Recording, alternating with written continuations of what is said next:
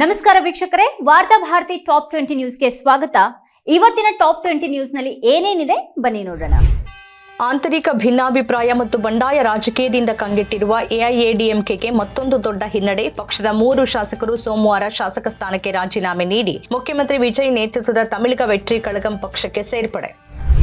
ಆದಿವಾಸಿ ಯುವಕ ಮಧು ಕೊಲೆ ಪ್ರಕರಣ 12 ಮಂದಿ ಅಪರಾಧಿಗಳಿಗೆ ಜೀವಾವಧಿ ಶಿಕ್ಷೆ ವಿಧಿಸಿದ ಕೇರಳ ಹೈಕೋರ್ಟ್. 8 ವರ್ಷಗಳ ಕಾಲ ನಡೆದ ವಿಚಾರಣೆ. ಕಾಡಿನಿಂದ ಎಳೆದು ತಂದು ಹಲ್ಲೆ ನಡೆಸಿ ಮೆರವಣಿಗೆ ಮಾಡಿದ್ದ ಆರೋಪಿಗಳು. ಅಸ್ಸಾಂ ವಿಧಾನಸಭೆಯಲ್ಲಿ ಏಕರೂಪ ನಾಗರಿಕ ಸಂಹಿತೆ ಮಸೂದೆ ಮಂಡನೆ. ಏಕರೂಪ ನಾಗರಿಕ ಸಂಹಿತೆ ಮಸೂದೆ 2026 ಮಂಡಿಸಿದ ಅಸ್ಸಾಂ ಸಂಸದೀಯ ವ್ಯವಹಾರಗಳ ಸಚಿವ ಅತುಲ್ ಬೋರಾ. ನೀಟ್ ಯುಜಿ ಪ್ರಶ್ನೆ ಪತ್ರಿಕೆ ಸೋರಿಕೆ ಪ್ರಕರಣಕ್ಕೆ ಸಂಬಂಧಪಟ್ಟಂತೆ ಎನ್ಟಿಎ ಅಂದರೆ ರಾಷ್ಟ್ರೀಯ ಪರೀಕ್ಷಾ ಸಂಸ್ಥೆಯನ್ನ ಸುಪ್ರೀಂ ಕೋರ್ಟ್ ತರಾಟೆಗೆ ತೆಗೆದುಕೊಂಡಿದ್ದು ದುಃಖಕರ ಅಂತಂದ್ರೆ ಅವರಿನ್ನೂ ಪಾಠ ಕಲಿತಿಲ್ಲ ಎಂದ ಸುಪ್ರೀಂ ಕೋರ್ಟ್. ಮೋದಿಯವರು ಪ್ರಧಾನಿ ಆದ ಬಳಿಕ ಸತತವಾಗಿ ಪೆಟ್ರೋಲ್ ಡೀಸೆಲ್ ಬೆಲೆ ಏರಿಸುವುದನ್ನು ರೂಢಿ ಮಾಡಿಕೊಂಡಿದ್ದು ಈ ಬಾರಿ ಸತತ 4ನೇ ದಿನ ಇಂಧನ ದರ ಏರಿಕೆ ಮಾಡಿ ದೇಶವನ್ನ ಹಾಗೂ ಜನಸಾಮಾನ್ಯರನ್ನ ಲೂಟಿ ಮಾಡಿಸಿದ್ದಾರೆ ಅಂತ ಆಕ್ರೋಶ ವ್ಯಕ್ತಪಡಿಸಿದ ಮುಖ್ಯಮಂತ್ರಿ ಸಿದ್ದರಾಮಯ್ಯ.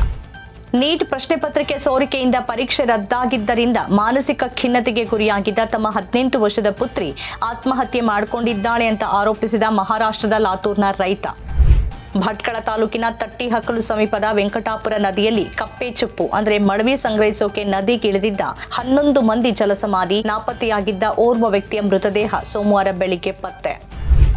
ಸರ್ಕಾರಿ ಸ್ವಾಮ್ಯದ ತೈಲ ಸಂಸ್ಥೆಗಳು ಸೋಮವಾರ ಮತ್ತೆ ಇಂಧನ ದರವನ್ನ ಏರಿಕೆ ಮಾಡಿದ್ದು ಪ್ರತಿದಿನದ ಈ ಲೂಟಿಯಿಂದ ಯಾರಿಗೆ ಲಾಭವಾಗ್ತಿದೆ ಅಂತ ಪ್ರಶ್ನಿಸಿದ ಕಾಂಗ್ರೆಸ್ ಅಧ್ಯಕ್ಷ ಮಲ್ಲಿಕಾರ್ಜುನ್ ಖರ್ಗೆ.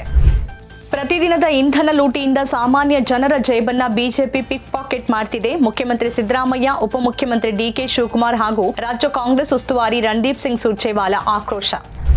ಮುಖ್ಯಮಂತ್ರಿ ಸಿದ್ದರಾಮಯ್ಯ ಅವರನ್ನ ದೆಹಲಿಗೆ ಬರುವಂತೆ ಹೈಕಮಾಂಡ್ ನಾಯಕರು ಕರೆದಿರುವ ಕುರಿತು ತಮಗೆ ಯಾವುದೇ ಮಾಹಿತಿ ಇಲ್ಲ ಎಂದ ಉಪಮುಖ್ಯಮಂತ್ರಿ ಡಿಕೆ ಶಿವಕುಮಾರ್. ಪ್ರಧಾನಿ ನರೇಂದ್ರ ಮೋದಿ ಅವರು ನಾರ್ವೆ ಮತ್ತು ನೆದರ್ಲ್ಯಾಂಡ್ಸ್ಗೆ ಭೇಟಿ ನೀಡಿದ ಸಂದರ್ಭದಲ್ಲಿ ವಿದೇಶಿ ಪತ್ರಕರ್ತರು ಮತ್ತು ಭಾರತೀಯ ಅಧಿಕಾರಿಗಳ ನಡುವೆ ನಡೆದ ವಾಗ್ವಾದವನ್ನ ಮುಜುಗರಕರ ಅಂತ ಕರೆದ editors guild of India. Bhatkal ಪುರಸಭೆ ಹಾಗೂ ಜಾಲಿ ಪಟ್ಟಣ ಪಂಚಾಯಿತಿ ವ್ಯಾಪ್ತಿಯಲ್ಲಿ ಸಾರ್ವಜನಿಕ ಶಾಂತಿ, ಭದ್ರತೆ ಹಾಗೂ ಕಾನೂನು ಸುವ್ಯವಸ್ಥೆ ಕಾಪಾಡುವ ಉದ್ದೇಶದಿಂದ ನಿಷೇಧಾಜ್ಞೆ ಜಾರಿಗೊಳಿಸಿದ ಜಿಲ್ಲಾಡಳಿತ. ಬಕ್ರೀದ್ ಹಬ್ಬದ ವೇಳೆ ಸಾರ್ವಜನಿಕ ಸ್ಥಳಗಳಲ್ಲಿ ಪ್ರಾಣಿ ಬಲಿ ಮತ್ತು ರಸ್ತೆ ತಡೆದು ನಮಾಜ್ಗೆ ಅವಕಾಶವಿಲ್ಲ ಎಂದ ಉತ್ತರ ಪ್ರದೇಶದ ಮುಖ್ಯಮಂತ್ರಿ ಯೋಗಿ ಆದಿತ್ಯನಾಥ್. ಕಾನೂನು ಮತ್ತು ಸುವ್ಯವಸ್ಥೆ ಕ್ರಮಗಳನ್ನು ಕಟ್ಟುನಿಟ್ಟಾಗಿ ಪಾಲಿಸುವಂತೆ ಅಧಿಕಾರಿಗಳಿಗೆ ಸೂಚನೆ. ಬೆಂಗಳೂರಿನ ಆರ್ಟ್ ಆಫ್ ಲಿವಿಂಗ್ ಕೇಂದ್ರಕ್ಕೆ ಪ್ರಧಾನಿ ನರೇಂದ್ರ ಮೋದಿ ಭೇಟಿ ನೀಡಿದ್ದಾಗ ಮಾರ್ಗ ಮಧ್ಯದ ವಡೇರಹಳ್ಳಿ ಬಳಿ ಜೆಲಿಟಿನ್ ಕಡ್ಡಿ ಪತ್ತೆಯಾಗಿದ್ದ ಪ್ರಕರಣ.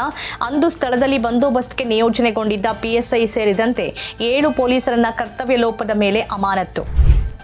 ಜಮ್ಮು ಮತ್ತು ಕಾಶ್ಮೀರದ ಬುಡ್ಗಾಂ ಜಿಲ್ಲೆಯಲ್ಲಿ ಅಪ್ರಾಪ್ತ ಬಾಲಕಿಯ ಅತ್ಯಾಚಾರ ಮತ್ತು ಕೊಲೆ ಪ್ರಕರಣ.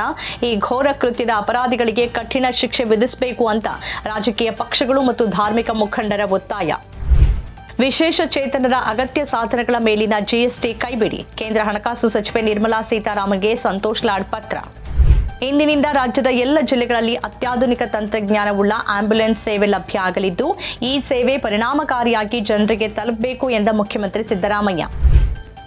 ಕೆವೈಸಿ ಮಾಡಿಸೋಕೆ ಹಾಗೂ ಬಾಕಿ ಉಳಿದಿದ್ದ ವೃದ್ಧಾಪ್ಯ ವೇತನವನ್ನ ಪಡೆಯೋಕೆ ತನ್ನ 90 ವರ್ಷದ ಅತ್ತಿಯನ್ನ ಬೆನ್ನಿಗೆ ಕಟ್ಟಿಕೊಂಡು ಸುಮಾರು 3 ಕಿಲೋಮೀಟರ್ ದೂರ ಹೊತ್ತು ತಂದ ಆದಿವಾಸಿ ಮಹಿಳೆ. ಛತ್ತೀಸ್ಗಢದ ಅಂಬಿಕಾಪುರ ಜಿಲ್ಲೆಯಲ್ಲಿ ನಡೆದ ಘಟನೆ. ಉತ್ತರ ಪ್ರದೇಶದ ವಾರಣಾಸಿಯ ನಮೋ ಘಾಟ್ನಲ್ಲಿ 17ರ ಹರೆಯದ ಬಾಲಕನ ಥಳಿಸಿ ಹತ್ಯೆ ಮಾಡಿದ ಗಾರ್ಡ್ಗಳು. ಘಟನೆಗೆ ಸಂಬಂಧಿಸಿ ಪೊಲೀಸರು 4 ಗಾರ್ಡ್ಗಳನ್ನು ಬಂಧಿಸಿದ್ದಾರೆ ಎಂದು ವರದಿ. ಬೆಳ್ತಂಗಡಿ ಕುವೆಟ್ಟು ಗ್ರಾಮದ ಮದ್ದಡ್ಕದಲ್ಲಿ ಕಾರಿನ ಡೋರ್ ಲಾಕ್ ಆಗಿ ಮಗು ಕಾರಿನೊಳಗೆ ಸಿಲ್ಕೊಂಡ ಘಟನೆ. ಕಾರಿನ ಗ್ಲಾಸ್ ಒಡೆದು ಮಗುವಿನ ರಕ್ಷಣೆ. ನಮ್ಮ ಕಾರ್ಯಕ್ರಮಗಳನ್ನ ನೀವು ನೋಡ್ತಾ ಇದ್ರೆ ನಮ್ಮ ಚಾನೆಲ್ ಅನ್ನ ಸಬ್ಸ್ಕ್ರೈಬ್ ಮಾಡಿ, ಪಕ್ಕದ ಬೆಲ್ ಐಕಾನ್ ಒತ್ತಿ ನಮ್ಮನ್ನ ಬೆಂಬಲಿಸಿ. ಹಾಗೆ ನಮ್ಮ ಕಾರ್ಯಕ್ರಮಗಳನ್ನ ಲೈಕ್ ಮಾಡಿ, ಕಮೆಂಟ್ ಮಾಡಿ, ಅದನ್ನ ಬೇರೆಯವರಿಗೂ ವಾಟ್ಸ್ಆಪ್ ಮೂಲಕ ಶೇರ್ ಮಾಡಿ. ನೀವು ಹೀಗೆ ಮಾಡಿದಾಗ ನಮ್ಮ ಚಾನೆಲ್ ಇನ್ನಷ್ಟು ಮತ್ತಷ್ಟು ಜನರಿಗೆ ತಲುಪಲು ನೀವು ನಮ್ಮೊಂದಿಗೆ ಸಹಕರಿಸಿದ ಹಾಗಾಗುತ್ತೆ. ಇದು ನೀವು ಯಾವುದೇ ಖರ್ಚಿಲ್ಲದೆ ಕೆಲವೇ ಸೆಕೆಂಡುಗಳಲ್ಲಿ ನೀಡಬಹುದಾದ ಸಹಕಾರ. ಧನ್ಯವಾದಗಳು.